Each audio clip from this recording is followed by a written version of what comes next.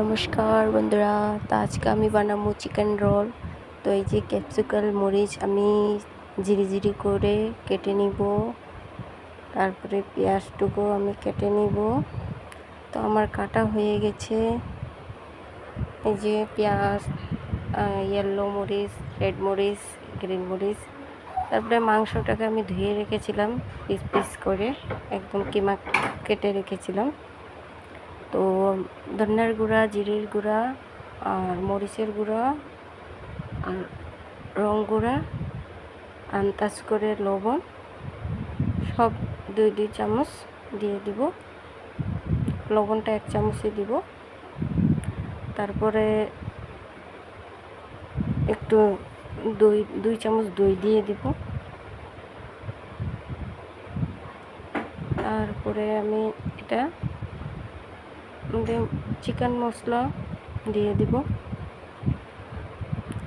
তো চিকেন মশলা দিয়ে দিচ্ছি, আমি এটাকে ভালো করে মেখে নিব।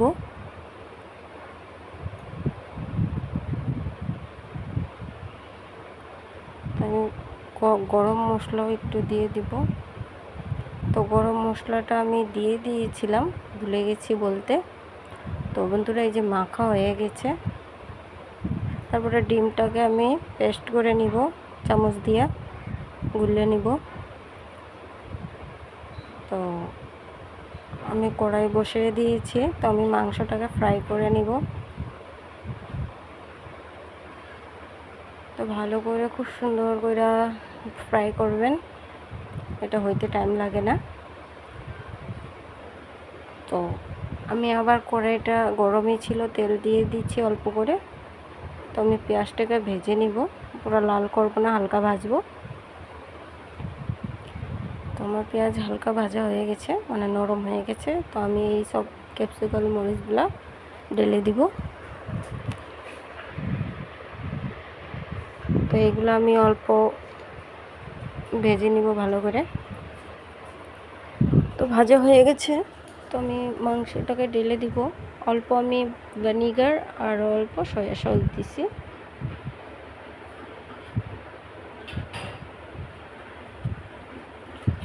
এই যে আমি দিয়ে দিচ্ছি। তো আমার হয়ে গেছে। আমি মাংসটাকে ঢেলে দিব এখন। এই যে আমি মাংসটাকে ঢেলে দিয়েছি। তো আমি এটা দিয়ে আরও অল্প নাড়াচাড়া করে নিব। গরম মশলা এই যে আবার একটু দিয়ে দিয়েছি।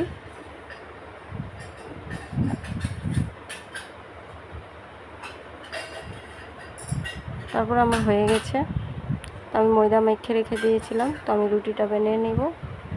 রুটিটা ভালো করে সেঁকবো না, এই যে পুরো লাল লাল করে সেঁকবো না, কারণ কি যখন ডিম দিয়ে সেঁকবো তখন রুটিটা আরও সেঁকা হয়ে যাব।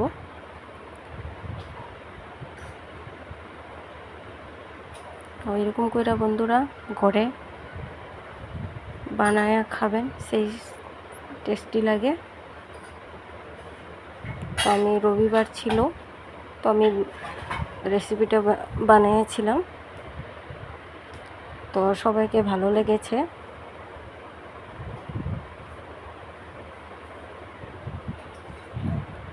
তো এই যে এরকম করে একটা একটা করে আমি সবটুক ভেজে নিব।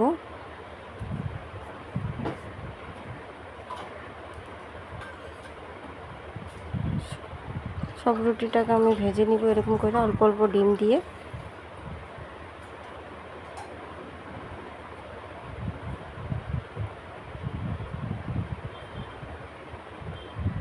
তখন আমি আমার গ্রেভিটা, মশলাটা, এই যে মাংস গ্রেভিটা দিয়ে দিয়েছি।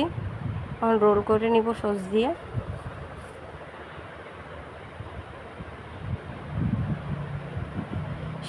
সেই ভালো লাগে এরকম করে বানায় খাইলে। তো ভালো লাগলে ভালো ভালো কমেন্ট করবেন। তারপরে আবার কিছু ভিডিও লইয়া আসমু রেসিপি রান্নার। তো ওখানের জন্য বন্ধুরা টাটা, বাই বাই।